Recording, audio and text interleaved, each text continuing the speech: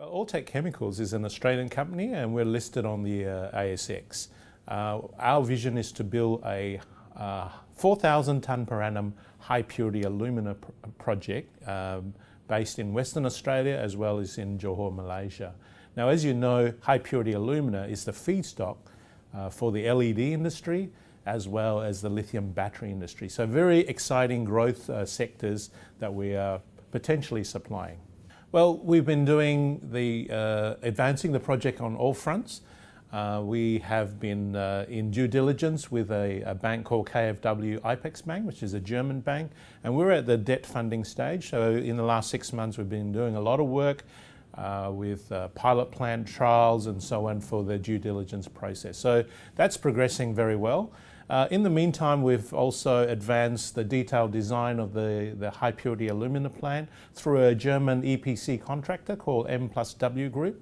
And they have offices in Germany as well as Malaysia and Singapore. So a lot of work's been done there. On both fronts, in Mekering and Johor, we've been advancing the permitting process for both of those projects. So a lot of very exciting work's been done. In conjunction with that, last year we signed an offtake agreement with Mitsubishi.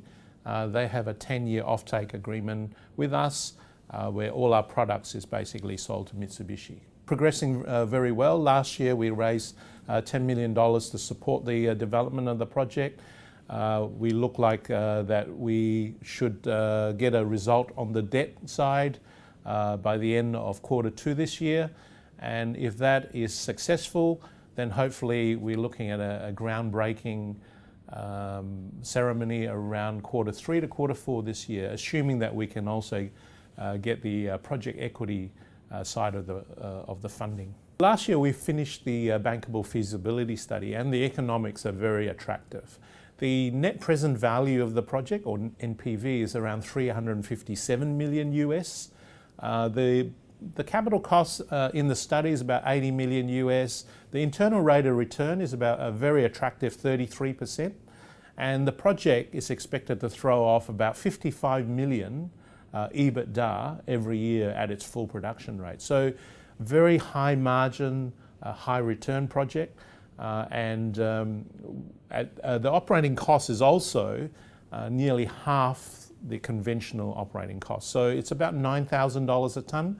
And this material, the high purity alumina, at 99.99% sells for about $23,000 US a tonne. So it's a very high value chemical.